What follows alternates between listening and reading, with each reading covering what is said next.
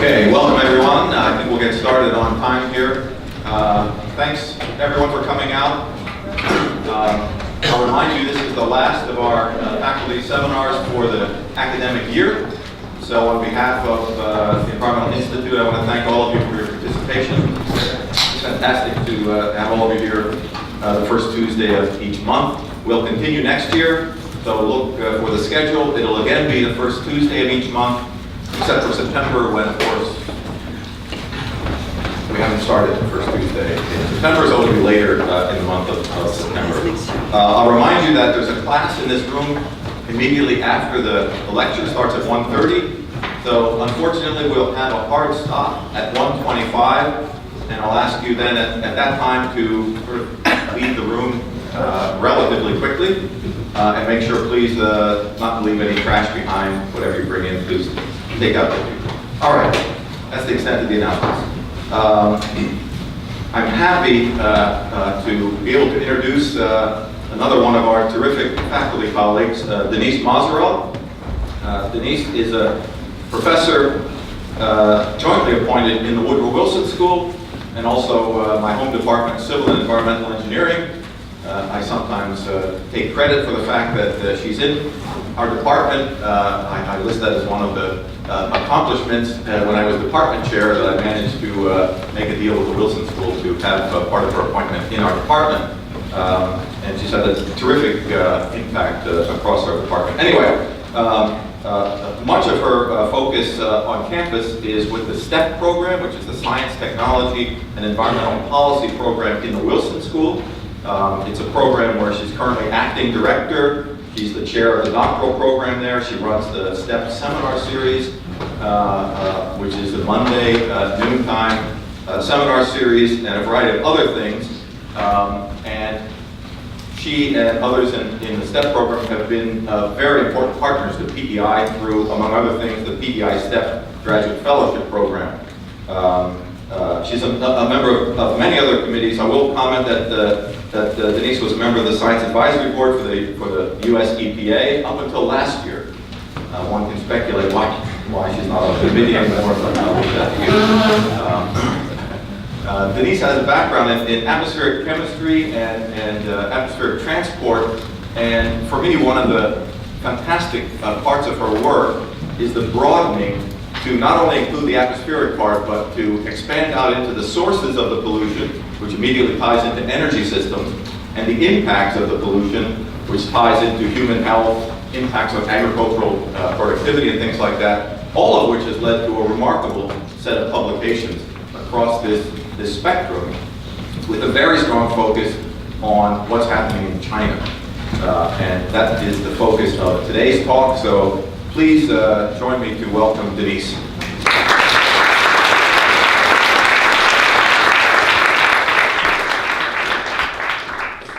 Thank you, Mike. Thanks for the invitation. Thank you all for coming in on such a beautiful day. I'm really delighted to be here, and I'm delighted that PEI is having these seminars because I fully enjoy hearing from other faculty classmates about the other environmental work that's going on. I'm going to talk about work that my group has been doing over probably the last 5 years or so, looking at the potential air pollution, health, and climate implications of China's energy future. And you'll hear about work done by my graduate students who are listed here, who this talk wouldn't be possible without. So premature mortality due to air pollution is a major source of premature deaths around the world. You can see here that China and India, and to some degree Europe, are the hotspots for these high levels of pollution, which result in premature mortality. China also is the top carbon dioxide emitter in the world. And you can see here the graph from 1960 through 2014 or 15. China really started ramping up its CO2 emissions starting in about the year 2000. It passed the EU in 2003, it passed the US in 2006, and is now the largest in the world, but for the 3 previous years, 2014, 15, and 16, its emissions were fairly stable. A big question was what would happen going forward, and it now appears that the CO2 emissions from China in 2017 have turned upwards again. And The global emissions of CO2 were constant for this 3-year period, and they've now rose about 2% last year, largely due to this increase in emissions in China. So a big question is, what is China going to do in the future about air pollution and greenhouse gas emissions? They have dual objectives to reduce air pollutants and greenhouse gas emissions while stimulating industrial growth in clean energy, which allows them to accomplish both objectives. Air pollution is extremely severe, as you saw in that earlier figure. It's estimated by the Global Burden of Disease study that about 1.6 million premature mortalities due to air pollution occurred in China in 2013. And that work has been continued, and it shows again in 2015 a similar level of deaths. The government has declared a war against air pollution, and their goal is to reduce PM 2.5 emissions, the concentration, by about 25% relative to 2012 by last year. And I'll show you in a moment that they've been very successful at doing that. As I mentioned, China is the world's top carbon emitter. In the Paris Agreement, they made a commitment to peak carbon emissions by 2030 or sooner. And by 2020, to have non-fossil energy account for at least 15% of national energy consumption. So cleaning up the air and reducing CO2 emissions are both good things in their own respect. But what I wanted to highlight here is a canonical figure from the IPCC, which shows the radiative forcing of a variety of different gases and aerosols and their precursors. And the point I want to make is that radiative forcing is an instantaneous metric which indicates the amount of energy trapped by the atmosphere due to the change in constituent concentrations from pre-industrial to present. It's an instantaneous metric, and what you can see here is that CO2 dominates in terms of positive radiative forcing. Methane is also very important. But if you go down here and look at aerosols and their precursors, those compounds which are detrimental to human health, most of them, with the exception of black carbon, are cooling. They're light-colored particles in the atmosphere that reflect incoming solar radiation back to space. And so as we clean up the air, as China cleans up its air to protect human health, they'll be losing that negative radiative forcing from the light-colored aerosols. They'll also be losing the black carbon, which has a positive radiative forcing. But the hydrophilic aerosols also act as cloud condensation nuclei. And small droplets, because of more particles, lead to whiter clouds and more reflection back to space. So as the aerosols come out of the atmosphere, it's like closing a white umbrella. You get an additional warming. So that then means that it's extremely important to reduce the emissions of these long-lived greenhouse gases even more quickly than would be necessary without cleaning up the air. We've done some work looking at this. I won't have time to talk about it today, but we and many others have shown that getting rid of these aerosols can lead to an additional 1 degree Celsius increase in global average temperatures over the next 50 to 100 years. So, as I mentioned, China is committed to improving its air quality. This is data from the Ministry of Environmental Protection, from their data center, which we plotted up. And you can see for Beijing, Shanghai, Guangzhou, Shenyang, and Chengdu, the big cities of China, from 2014 in blue to 2017 in yellow, they have dramatically reduced their concentrations of PM 2.5. Over those 4 years, they've been very successful. And I'll show you some of the reasons for why they've been so successful. But they've been serious, and they have succeeded in improving air quality, and they're committed to further improvements.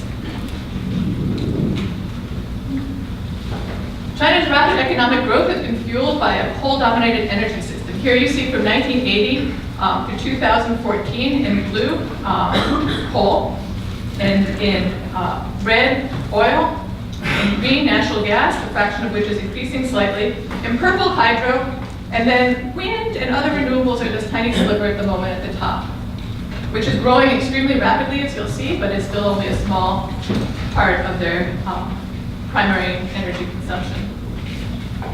China in 2016 was responsible for about 23% of global energy consumption, 27% of global energy demand growth, and 62% of their energy consumption came from coal. So key objectives of the work that my group has done recently are summarized here, and I'll try and talk about each of them in turn. But the overarching objective is to identify opportunities to obtain air quality, health, and climate co-benefits from various mitigation strategies with a focus on the energy sector. So I'm going to show you some work we did examining the air quality impacts of coal use in the residential sector, the implications of deployment of natural gas and synthetic natural gas, which is gasified coal, in various sectors, the benefits of economy-wide electrification, which we interpret here as electrification of the residential and vehicle sectors. And then I'll examine the deployment strategies to maximize the co-benefits of deployment of solar PV and the impact of air pollution on PV electricity generation efficiency. So it's going to be quite a bit to get through quickly, but I'll try and touch on those topics. The overarching methodology that we use is an integrated assessment system which quantifies the impact of energy options on air pollution and greenhouse gas emissions. So schematically, what we do is we take a baseline emission inventory, which includes emissions, economy-wide emissions across all sectors, and then we model changes in emissions of reactive air pollutants and greenhouse gases from an intervention. So in this case, we would replace coal with windmills. And then we model the resulting changes in concentrations of air pollutants using a state-of-the-science air pollution chemical transport model. And then we model changes in human exposure that result from those changes in air pollution levels. And then we model changes in mortality that result from the changes in air pollution.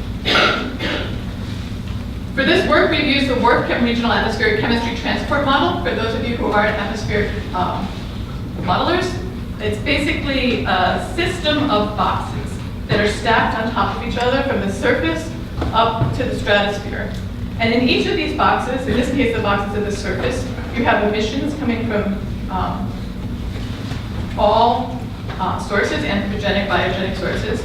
You have the chemical transformation in that box of those chemicals reacting with each other, driven by solar radiation. You have transport from one box to another, entrainment in the boxes above and on each side. You can see here the example of these boxes all stacked on top of each other. These are some of the details of the configuration that we use for one set of papers we did. But the fundamental thing I want to emphasize here is that we simulate a base case, and then we simulate various intervention strategies. And we look at the change in air pollution that results, and then we look at the change in health. So I always tell my students you can't make a model until you compare it with observations, because models give you pretty pictures, but they don't necessarily tell you anything real unless you can evaluate them with data. And so what you see here is for one case where we looked at monthly annual mean PM2.5 concentrations for 2014. The model was driven with actual wind for the year 2014. You can see here January, April, July, and October, the distribution of PM2.5, the annual average. And down here we compared, what I'm showing you is the comparisons between observations in black and the model simulation in red for Beijing. You can see that the comparison is pretty good. It's not perfect. We compared with all available data. This is from the US State Department, which deployed monitoring stations at the various US embassies and consulates in China and increasingly around the world. But there's additional Chinese data we use for comparisons also. Okay, so what about the emissions from the residential sector? Probably you've heard a lot about emissions from China. There's a lot coming from the industrial sector, there's a lot coming from the transport sector, what should be done about the power sector. But it turns out that the residential sector was a major overlooked pollution source. The Chinese in rural areas often use these small stoves in which they burn these coal briquettes, and they emit a lot of smoke, which includes a lot of fine particulates. And a lot of work has been done quantifying the health impact of indoor air pollution. But looking at the impact of these residential stoves on ambient air pollution had not been done in a quantitative way before. What you see here is an emission inventory that we used, developed at Tsinghua University with one of our collaborators, which shows in orange the residential sector. Here you see Beijing, Tianjin, Hebei. This is the annual emissions, and this is for January and February. And you can see that these emissions direct emissions of PM2.5 are dominated by the residential sector. So we put these emissions into the WRF-Chem regional model as a base case for January and February of 2010, and then we did 2 additional simulations. And I should say that this work was led by a PhD student from Peking University who visited my group for 6 months. We did 2 interventions. One where we removed the residential emissions from Beijing. We just said magically, no more coal, they're going to all use electricity or natural gas. And then another scenario, which is in red, where we removed the residential emissions from Beijing, Tianjin, and Hebei, that's in the North China Plain, and looked at the impacts of replacing those coal stoves with something that had no direct emissions, like electricity or natural gas.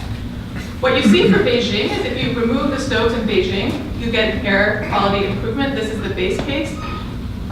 So say 200 micrograms per cubic meter here. And if you remove the stoves in Beijing, you would get a 50 microgram reduction in PM2.5. In Beijing, if you remove the stoves in the surrounding provinces, you could cut those concentrations by almost 50%. So the average here, if you remove the emissions from Beijing, Tianjin, and Hebei, is a 40% reduction of PM2.5 in winter in Beijing. This is a really big deal. In Tianjin, it's even more dramatic that in Tianjin, you can reduce the ambient PM2.5 by over 40% on average by eliminating these stoves.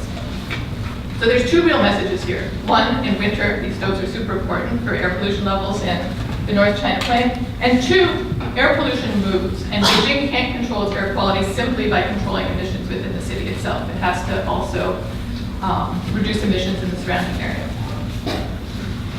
So this idea caught on, and the Chinese government went into a fairly draconian effort to eliminate these stoves. And you can see here a New York Times article showing these stoves that have been forcefully removed from people's homes, from schools, into this graveyard. The article pointed out that some kindergarten kids were being educated outside in the sun because it was warmer than inside in their schools in the winter, because they had no heat. The Chinese government had gotten ahead of the replacements, and not everyone had gas or electricity available for heating. And there's a black market in coal.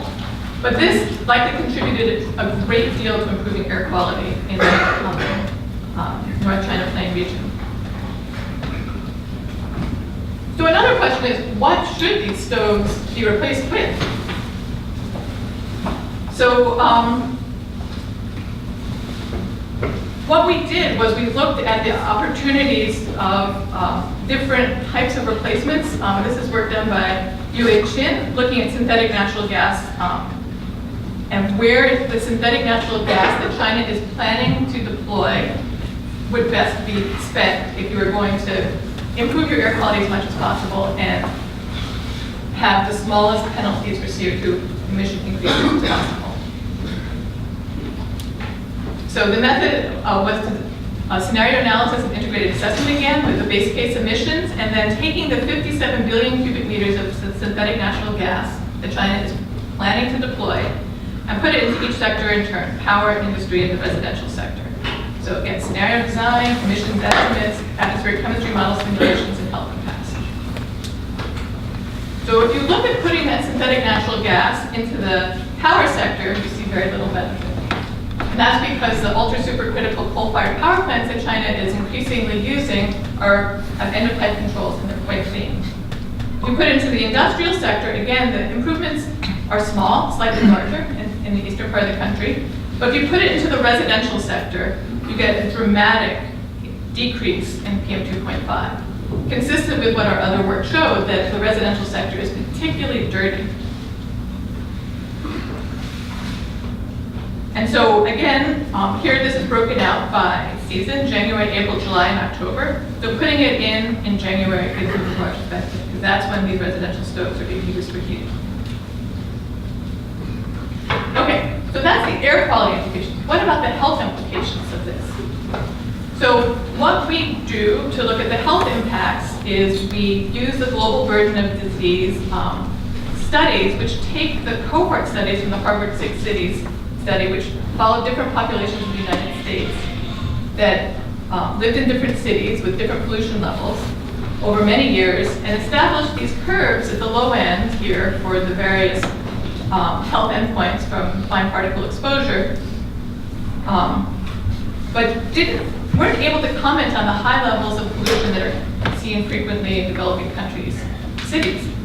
And so this global burden of disease study paired that with concentrations that smokers are exposed to and attempted to create curves that were more appropriate for concentrations that we see in developing country cities. So we use these curves to calculate the change in mortality from various interventions. So each of these curves is giving you the relative risk of a particular concentration, increase in relative risk from a particular concentration of PM2.5. Oops, I'm sorry. So what you see here is the change in mortality of the exposed population is a function of the exposed population, the base case mortality rate, and then the relative risk for the scenario that you're looking at divided by the relative risk for the base case. So it gives you basically here a percent increase, and then you get the change in mortality of total numbers of results. So we use that, and we then try and juxtapose the effect of an intervention on air pollution and on CO2 mitigation. And what you see here is national total CO2 emission change in percent, and the national total premature deaths change in percent. This is a paper that was done by Wei Kong, a graduate student who's now a postdoc at Harvard and has just accepted an assistant professorship at Penn State, where she looked at the she looked at if you reduce the conventional pollution emissions from all of these sectors, and then in addition, in the industrial sector, increase energy efficiency by 10%, in the power sector, replace 80% of small coal units with large ones, in the transport sector, replace all high emitters with average vehicle emissions, and in the residential sector, replace only 20% of coal-based stoves, in this case with LPG. You get the changes that you see here. The highlighted one here is the largest reductions in CO2 emissions due to the industrial sector becoming more efficient. And collectively, if you did all of these things, which are all things that could be done immediately with existing technology, you could get a reduction of about 10% premature deaths and a reduction of about 5% CO2 emissions. Each of these interventions has different spatial distributions. So these are the distributions of health benefits from the industrial sector, the power sector, the transport sector, the residential sector. Again, you see the benefits falling most in the North China Plain around Beijing. So there's policy implications of the benefits from a particular intervention. We then went and looked at what happens if you use synthetic natural gas, as I mentioned before. Here now you have, instead of synergies, you have a trade-off. This is the synthetic natural gas being put into the power sector, the industrial sector, and the residential sector here. So if you put the synthetic natural gas into the residential sector, you get the largest decrease in premature mortalities and the smallest increase in CO2 emissions, because that's a very inefficient form of combustion that's very dirty. Putting it into the industrial power sector, you get a substantial CO2 penalty. If instead of using synthetic natural gas, however, you use conventional natural gas, which China is also trying to increase as much as possible, you get a decrease in CO2 emissions relative to the coal, and exactly the same benefits for health, of course, the same compounds. So, the next question we looked at is, what about the future? The 2030 time horizon. This is sort of the target time for the nationally determined contributions that China committed to, peaking CO2 by 2030, and it's sort of the long term for the air pollution goals they have. They have a solar PV goal of 400 gigawatts, industrial energy efficiency improvements, residential solid fuel use, and electrification ideas, which we translated here into scenarios, into the interventions we'll look at the benefit of. And the thing I want to highlight is that electrification really is highly beneficial for both, especially if that electrification is done with low or non-carbon fuels. So here, you're looking at avoided premature mortalities and CO2 decreases of 2030 electrification with coal. And that's these two squares, two marks here.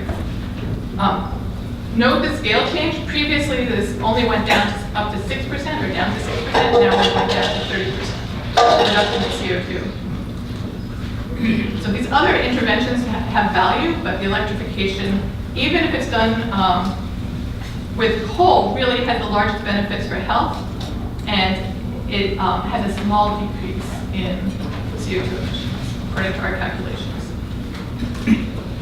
If instead of electrifying with coal, you electrify 30% of the vehicles and residential stoves with decarbonized electricity, which basically means only 50% coal instead of the 65% coal that's being used right now, you get this decrease. And if it's an ambitious decarbonization with only 35% of the electricity coming from coal, you get a decrease in premature deaths of about 12% and nearly 30% decrease in CO2. So extremely promising opportunities there. So what about electrification? We've looked at electrification with solar PV, and we've been looking at whether deployment strategies matter, and also how much does air pollution reduce solar PV electricity generation? Because of course those aerosols in the atmosphere scatter incoming radiation and less reaches the panels, and as a result you would generate less electricity. So deployment policies for solar PV in China have favored utility-scale PV plants in the Northwest. And actually, let me just quickly skip ahead to this figure, which shows you the direct solar radiation in China. The utility-scale PV deployment has made sense because, or it has made apparent sense because most of the insolation is in the western part of the country. The eastern part of the country, where most people live, is cloudy and polluted.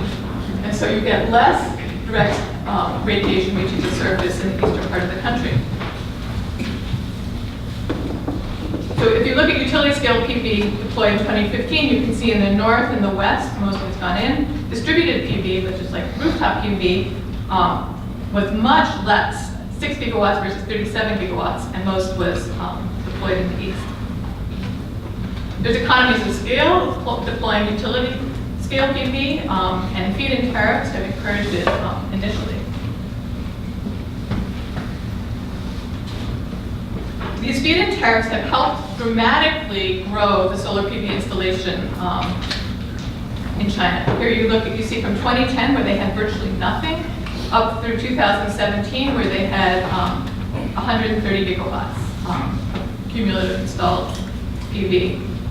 The 2020 target that they had in their 13th five-year plan has already been exceeded.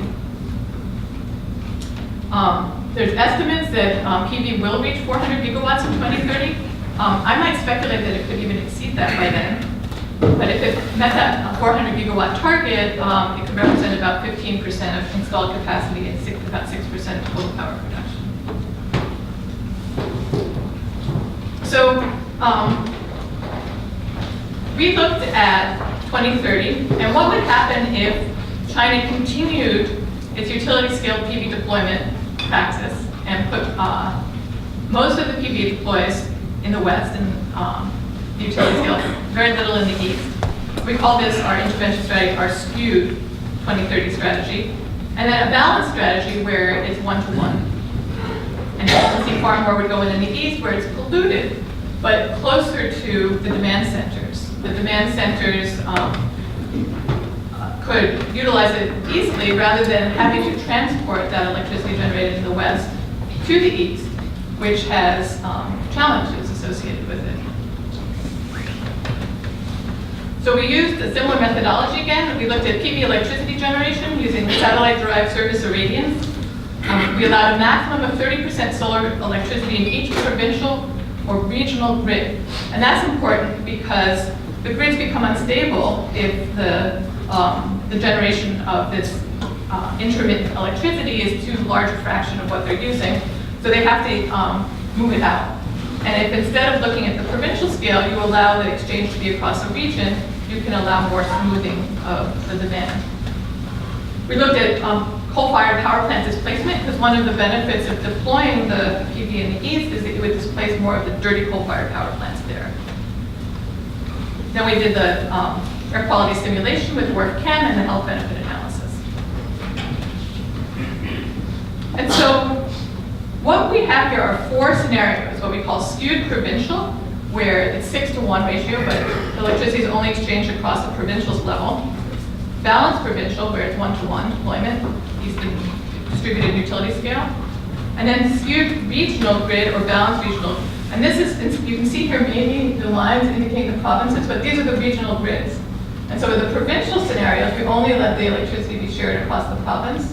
In the regional grids, we let it be shared across the whole region, which lets there be less curtailment because the uptake can be larger because you can move electricity to much closer to the demand centers within a single grid.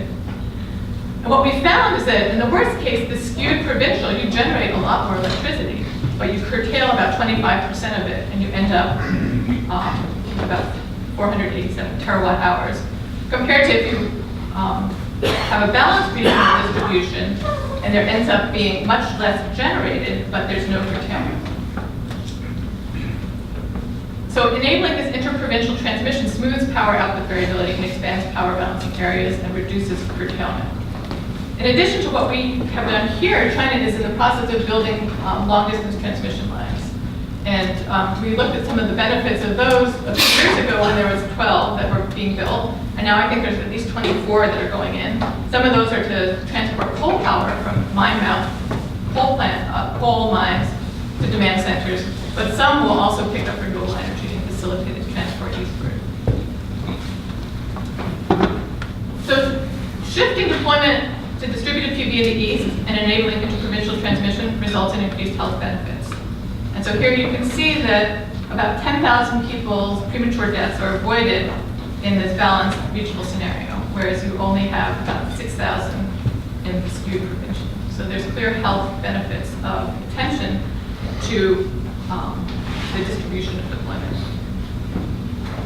China's paying attention. If you look here, you can see that in 2016, newly installed capacity utility scale dominated out in Xinjiang province, and there was much less in the east. In the first half of 2017, they've dramatically reduced the installations in the far west and are increasing the deployment in the east. The annual numbers here, distributed PV installation of 19 gigawatts was about 35% of total PV installation in 2017.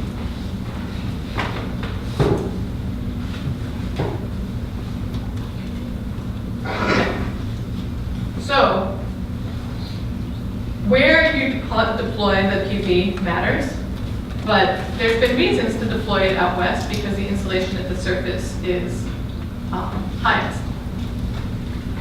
But PV generation is reduced by fine particle matter in the air and also by PM that deposits on the surface of the panels, basically dirt that soils the panels and blocks the incoming radiation.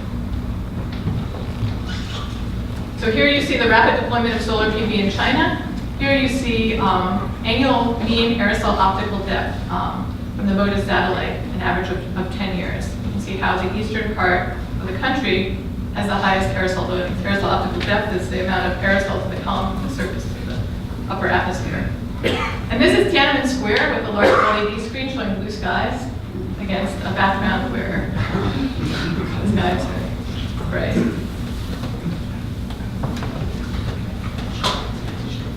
So this work was done by Charles Lee, who was a CE PhD student with me. And he used a PV performance model which captures the point of array irradiance. He looked at panels which are optimally sited and then ones that can tilt and follow the sun day to night, and seasonally. We have results for those 3 cases. I won't talk to you about them now, but the basic idea was that we looked at, we took satellite data from 3 atmospheric conditions. One which was all sky, where it included aerosols and clouds. One is clear sky, which does not include clouds, but includes aerosols. And one is all sky without aerosols, which includes clouds, but does not include aerosols. And that allowed us to look at the relative importance of aerosols versus clouds and the attenuation results from each.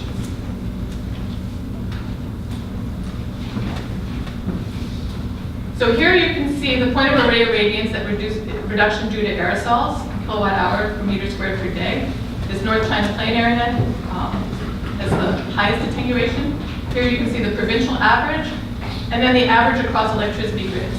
And this brings home the point from the earlier work also that you can see that, for example, here the attenuation is enormous, but if you have distribution across this northern grid, you can transport power from the west to the demand center more easily.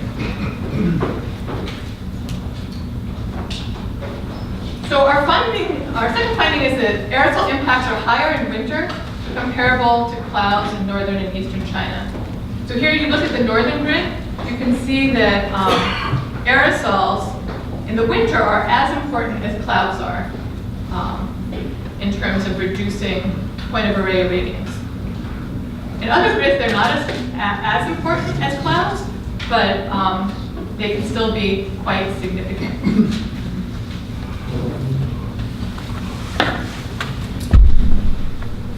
Okay, so this is for China, but what about the aerosol's impact on solar voltaic resources globally? So there's been a rapid development of solar PV worldwide. And air pollution in developing countries, you can see here, is both bad for health, of course, and reduces PV productivity. The regions in eastern China are largely from anthropogenic air pollution, from combustion, and you can see the similar things in India. In Saudi Arabia and Africa, a lot of the aerosols in the atmosphere are coming from dust, from desert dust.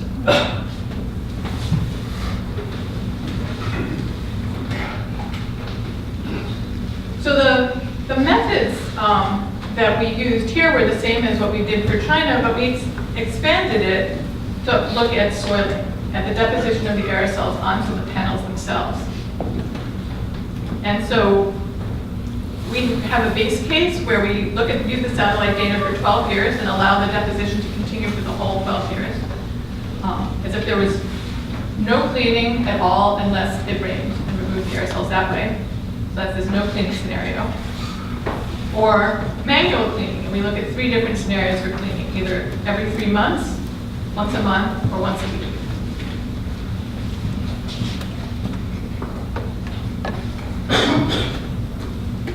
So here, this is a complicated figure, but this allows you to see a comparison of aerosols versus cloud impacts on PV electricity generation. The y-axis shows you an increase in capacity factor, which is the amount of time the system is producing electricity, compared to a case that it would produce electricity if it received sunlight, for example, all the time. And the percent increase in capacity factor if atmospheric aerosols are removed and panels are kept clean. And the x-axis, percent increase in capacity factor if clouds are removed. So we just subtract out the clouds from the satellite data. So don't worry about just look at the location of the circles for a moment. So here in the North China Plain, if you eliminate the pollution, the capacity factor would more than double. So pollution is super important in North China Plain, in countries like Iran. Conversely, if you look at the increase in capacity factor if clouds are removed, if you could get rid of the clouds over Iceland or Norway, you would increase your solar generation dramatically. So in the clean countries that are cloudy in Europe, clouds are the main source of insulation loss. And in these dirty regions, and here you can see India, the aerosols are. So if you looked at the circles, the inner circles show capacity factors in the inner part with total aerosol impacts, and the outer circle with no aerosol get rid of the aerosols. So in the North China Plain, the capacity factor is about 0.12 with the pollution. And without the pollution, it would be over 0.2. So nearly a doubling would be possible if the air quality improved dramatically.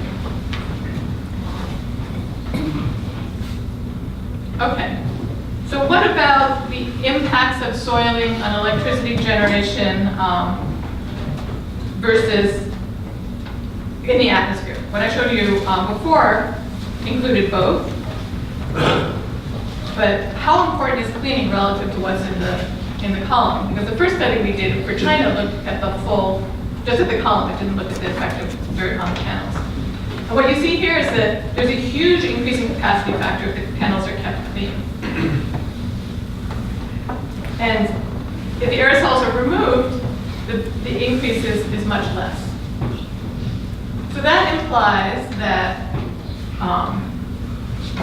even if the air pollution levels are bad, you can compensate before the air quality is cleaned up by cleaning your panels. And also that there's a virtuous cycle that if you clean up the air, you'll be able to generate more electricity from photovoltaic panels, which will mean you can close down more of the dirty polluting sources like the solid fuels in the residential sector, which will then allow you to generate more electricity from the PV panels.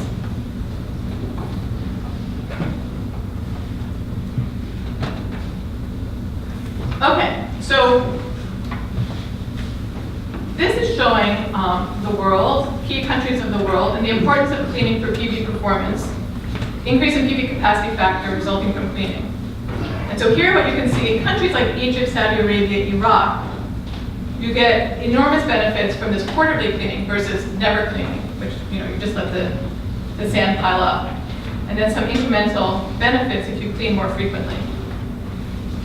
And the capacity factor increase approaches 0.2. In northwestern China, or the North China Plain, more frequent cleaning is very beneficial. Because in this case, the aerosols are depositing from pollution, and it does rain occasionally, which cleans the panels through that process. But cleaning more frequently than the natural rain does is important. If you look at the United States, northeastern US, Canada, cleaning is actually really not important. And when we first started this whole project, I was thinking like, I've never seen dirty PV panels, they seem to be clean. And I realize now that it was because of my impressions are formed from living around here, where we get frequent rain and the pollution loadings are much lower. So in areas with precipitation, smaller benefits of cleaning exist. In areas of high pollution with high deposition rates, frequent cleaning is beneficial. And of course, in areas without rain, cleaning is critical.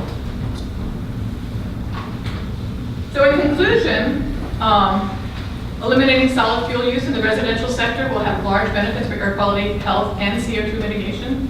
The details of how that plays out depend to some degree on what's substituted, but overall, any kind of substitution away from solid coal use in the residential sector, I would say this is probably true around the world, to something that's more efficient and cleaner will be beneficial. Electrification with decarbonized electricity provides the greatest opportunity to simultaneously improve air quality, reduce associated premature mortalities, and reduce CO2 emissions. And there's a virtuous cycle. Air quality improvements will increase efficiency of solar PV generation. More PV generation electrification will reduce emissions of CO2, air pollutants, and will improve health as a result. So with that, I'd like to thank my group members, key collaborators at Peking University, at Tsinghua University, at UC Berkeley, and at YASA, and funding sources. And if you're interested in any of the work I've discussed, most of it is on my website here. Thank you.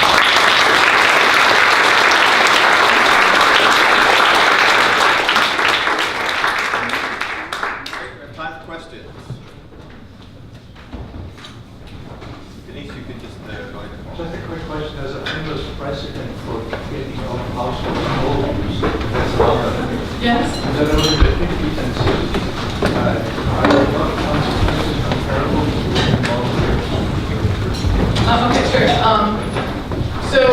The question was, in London in 1952, there was this enormous smog event which killed a lot of people, and it was one of the first times that air pollution really came to the attention of public health officials that this had severe consequences for public health. And the question was, do we know quantitatively the relationship between China and London? And quantitatively I don't, but the concept of burning coal in a way that's uncontrolled without any kind of independent controls has been shown, for over 50 years, I guess, to be problematic. In London, they were burning it in ways not just in the homes, but also, I think, in industry, in the power sector, in ways that are much more dirty than the way they're being used right now. But your point is well taken, that this is things that people have known for a while. We've seen in the US and Europe a movement away from that type of dirty combustion. Or now moving out to the developing world.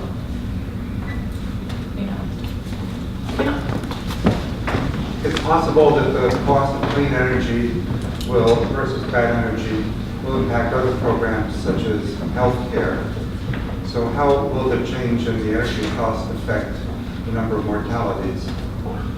That's a question I can't answer. I don't know the effect of the cost change in the public health sector, but the thing that China is aiming for is industrial policies which increase clean energy, and as that becomes more widespread and it raises their economy through increasing affluence, it's likely to also have a positive effect on health in addition to potential costs for health.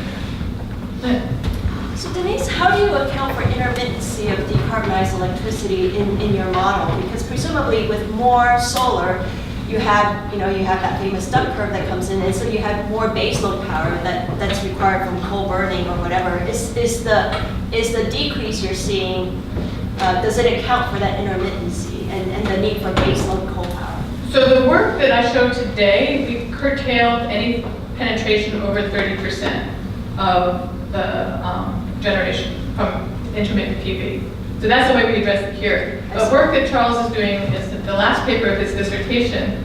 We're doing a system-wide model for China. And what he's finding there is that maintaining the existing coal fleet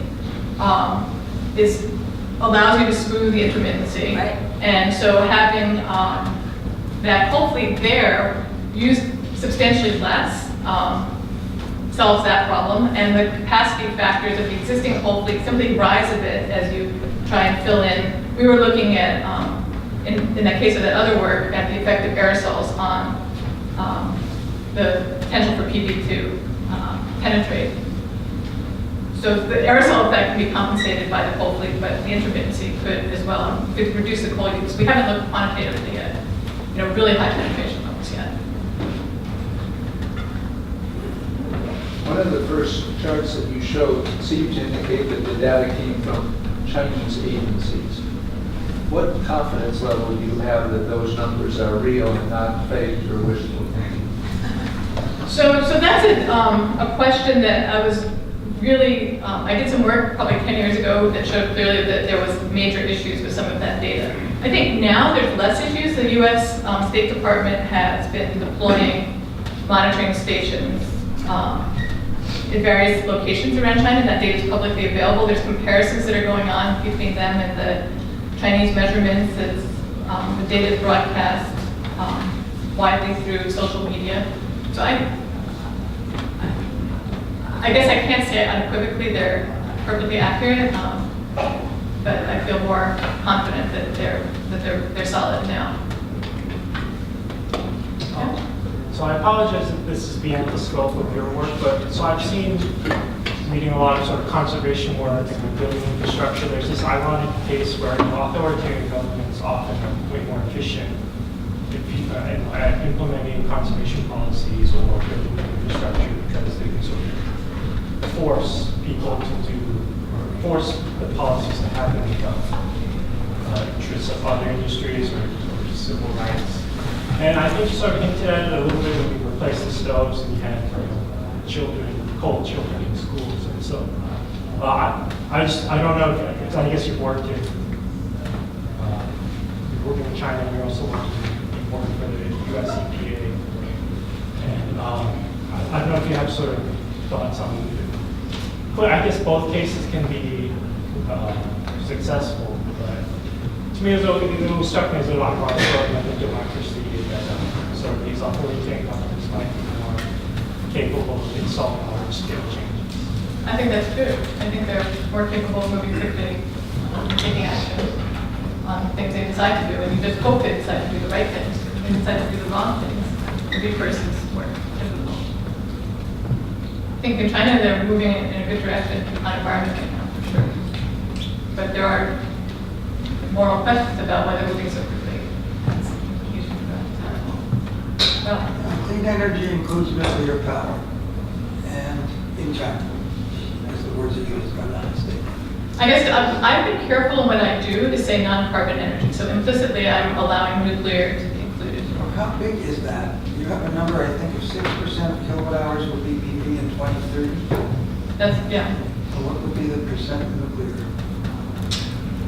That's a good question. I think that, I mean, China is building nuclear now, unlike most other countries in the world. I'm not sure. There was going to be a big decision sometime around now, actually, as to whether the nuclear deployment was going to ramp up or not. I actually don't know what happened with that decision. So it's a good question. I think that it's still unclear.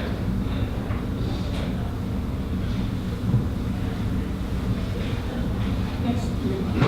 You mentioned that China's goal is to peak pollution by 2030.